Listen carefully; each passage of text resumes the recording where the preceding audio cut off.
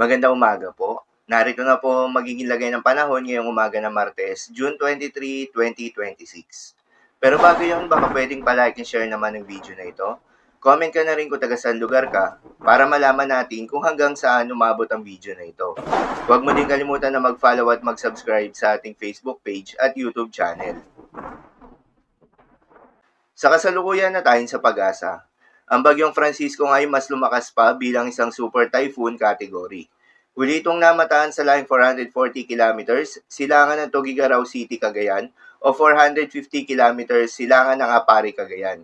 Taglayang lakas ng hangin na umabot sa 185 kilometers per hour malapit sa gitna, at pagbugso na umabot sa 230 kilometers per hour. Kumikilos pa northwestward sa bilis na 15 kilometers per hour. Dahil sa unti-unting paglapit nga ng bagyong Francisco sa ating kalupaan, may nakataas pa rin tayo na tropical cyclone wind signal number 1 sa may Batanes, northeastern portion ng Cagayan, kabilang na ang eastern portion ng Babuyan Islands. Ang mga nabanggit na lugar ay makakaranas ng malakas na hangin with minor to minimal impacts. May mga lugar rin na posibleng makaranas ng pabugso-bugso ng hangin na hindi nakasailalim sa tropical cyclone wind signal, pero dulot naman ito ng southwest monsoon o hangin habagat at paligid ng bagyong Francisco.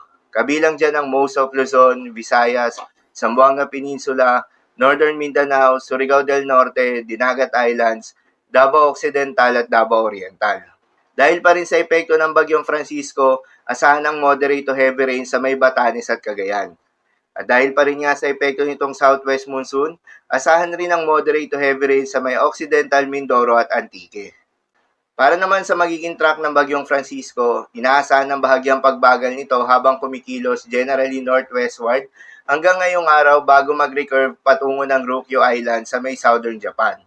Base sa forecast track, inaasahan na lalabas ito ng Philippine Area of Responsibility sa araw ng Biyernes. Ang bagyong Francisco nga ay mananatiling malayo sa ating kalupaan, subalit asahan na hahatakin naman ito ang hanging habagat na siya naman magpapaulan sa ilang bahagi ng ating bansa, particular na sa may kanlurang bahagi. Paalala pa rin po palagi na posible pa rin ang mga pagbabago, kaya naman patuloy lamang na magantabay sa mga update nating ilalabas, lalo na ng Pag-asa. Para naman sa magiging lagay ng mga dagat baybayin, ayon sa Pag-asa ay wala pa rin tayong nakataas na gale warning sa anumang seaboards ng ating bansa. Subalit iba yung pag-iingat sa mga papalaot sa may Batanes, Babuyan Islands at mainland Cagayan, gayon din sa may eastern seaboards ng Isabela at northern seaboards ng Aurora, dahil inaasahan yung maalo na karagatan. So yun po para sa lagay ng panahon ngayong araw ng Martes. Keep safe everyone.